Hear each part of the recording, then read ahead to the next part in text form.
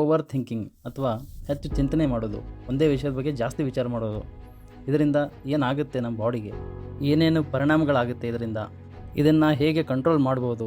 ಭಾಳಷ್ಟು ಜನ ತಮ್ಮ ಕರಿಯರ್ ಬಗ್ಗೆ ಜಾಸ್ತಿ ವಿಚಾರ ಮಾಡ್ತಿರ್ತಾರೆ, ಅಥವಾ ಯಾವುದೋ ಒಂದು ಕೆಟ್ಟ ಘಟನೆ ನಡೆದಿರುತ್ತೆ ಅದ್ರ ಬಗ್ಗೆ ಜಾಸ್ತಿ ಯೋಚನೆ ಮಾಡ್ತಾರೆ, ಇಲ್ಲ ಭವಿಷ್ಯದ ಬಗ್ಗೆ ಜಾಸ್ತಿ ವಿಚಾರ ಮಾಡ್ತಿರ್ತಾರೆ. ಈ ರೀತಿ ಓವರ್ ಥಿಂಕಿಂಗ್ ಮಾಡ್ತಾನೆ ತಮ್ಮ ದಿನ ಕಳೀತಿರ್ತಾರೆ. ಅದರಲ್ಲೂ ಸ್ವಲ್ಪ ಜನ ಬರೀ ನೆಗೆಟಿವ್ ಥಿಂಕಿಂಗ್ ಮಾಡ್ತಿರ್ತಾರೆ.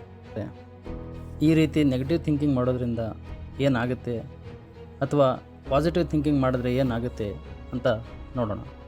ಯಾವ ರೀತಿ ನಮ್ಮ ಶರೀರದ ಪಾರ್ಟ್ಸ್ಗೆ ಒಂದೊಂದು ಕೆಲಸ ಇರುತ್ತೆ. ಕಣ್ಣು ನೋಡುತ್ತೆ, ಕಿವಿ ಕೇಳಿಸ್ಕೊಳ್ಳುತ್ತೆ, ಹಾರ್ಟ್ ಬ್ಲಡ್ ಪ್ಯೂರಿಫೈ ಮಾಡುತ್ತೆ. ಅದೇ ರೀತಿ ನಮ್ಮ ಮನಸ್ಸಿನ ಕೆಲಸನೇ ಯೋಚನೆ ಮಾಡೋದು. ಒಂದು ರಿಸರ್ಚ್ ಪ್ರಕಾರ ಒಬ್ಬ ಮನುಷ್ಯನಿಗೆ ಒಂದು ದಿವಸದಲ್ಲಿ 60,000 to 70,000 ವಿಚಾರಗಳು ತನ್ನ ಮನಸ್ಸಿನಲ್ಲಿ ಬರ್ತಿರ್ತವೆ. ಇದರಲ್ಲಿ 90% ಆಫ್ ದ ಥಾಟ್ಸ್, ಅಂದರೆ 90% ವಿಚಾರಗಳು ಎಲ್ಲನೂ ವೇಸ್ಟ್ ಅಥವಾ ಕೆಲಸಕ್ಕೆ ಬಾರದಂಥವು ಇರ್ತಾವಂತೆ. ಯಾವಾಗ ನಾವು ಈ ವಿಚಾರಗಳಿಗೆ ಶಕ್ತಿ ಕೊಡ್ತೀವಿ, ಅಂದರೆ ಅದ್ರ ಬಗ್ಗೆನೇ ಯೋಚನೆ ಮಾಡ್ತೀವಿ, ಆ ವಿಚಾರಗಳು ದೊಡ್ಡದಾಗುತ್ತಾ ಹೋಗುತ್ತೆ. ಅಂದರೆ ಜಾಸ್ತಿ ಹೊತ್ತು ನಮ್ಮ ಮನಸ್ಸಿನಲ್ಲಿ ಆ ವಿಚಾರ ಉಳಿಯುತ್ತೆ. ಅದೇ ಆ ವಿಚಾರ ಒಳ್ಳೆಯದಾಗಿದ್ದರೆ ಆ ಮನುಷ್ಯ ಒಳ್ಳೆ ಮೂಡಲ್ಲಿರ್ತಾನೆ. ಆ ವಿಚಾರ ಒಂದು ವೇಳೆ ಕೆಟ್ಟದಾಗಿದ್ದರೆ ಆ ಮನುಷ್ಯ ಮೂಡ್ ಆಫ್ ಮಾಡ್ಕೋತಾರೆ.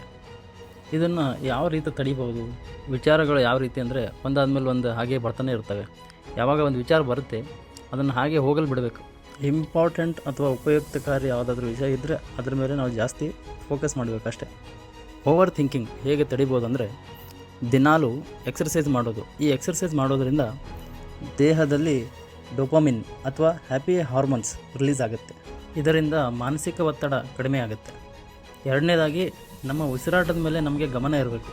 ನಮ್ಮ ಉಸಿರಾಟ ಹೇಗಿರಬೇಕಂದ್ರೆ ಅದು 1:4:2 ರೇಷಿಯೋದಲ್ಲಿ, ಅಂದರೆ ನಾವು ಉಸಿರಾಡುವಾಗ ಇನ್ಹೇಲ್ ಅಂದರೆ ಉಸಿರು ಒಳಗೆ ತೊಗೋತೀವಲ್ಲ, ಆವಾಗ 4 ಸೆಕೆಂಡ್ ಉಸಿರು ಒಳಗೆ ತೊಗೊಂಡ್ರೆ 16 ಸೆಕೆಂಡ್ ಹಿಡಿದಿಟ್ಕೋಬೇಕು.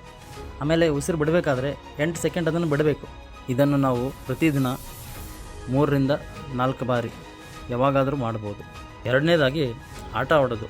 ನಮಗೆ ಇಷ್ಟವಾದ ಯಾವುದಾದ್ರೂ ಒಂದು ಆಟ ನಾವು ದಿನಾಲೂ 1 ಗಂಟೆನೋ ಅಥವಾ ಅರ್ಧ ಗಂಟೆನೋ ಆಡಬೇಕು. ಆಡೋದ್ರಿಂದ ದೇಹಕ್ಕೆ ದಣಿವಾಗಿ ಮನಸ್ಸು ಉಲ್ಲಾಸವಾಗಿರುತ್ತೆ. ಇದರಿಂದ ಬ್ಲಡ್ ಸರ್ಕ್ಯುಲೇಷನ್ ಚೆನ್ನಾಗಿ ದೇಹದ ತುಂಬ ಆಕ್ಸಿಜನ್ ಚೆನ್ನಾಗಿ ಸಪ್ಲೈ ಆಗುತ್ತೆ. ಸ್ಪೆಷಲಿ ಮನೆಯಲ್ಲಿ ಮಕ್ಕಳಿದ್ದರೆ ಮಕ್ಕಳ ಜೊತೆ ಆಡೋದ್ರಿಂದ ಮನಸ್ಸಿಗೆ ಇನ್ನೂ ಜಾಸ್ತಿ ಸಂತೋಷ ಆಗುತ್ತೆ. ಮೂರನೇದು ಪುಸ್ತಕ ಓದೋದು. ನಾವು ದಿನಾಲೂ ಒಂದು 15 ನಿಮಿಷನೋ 30 ನಿಮಿಷನೋ ಪುಸ್ತಕ ಓದಿದ್ರೆ ನಮಗೆ ಕಾನ್ಸಂಟ್ರೇಷನ್ ಜಾಸ್ತಿ ಆಗುತ್ತೆ.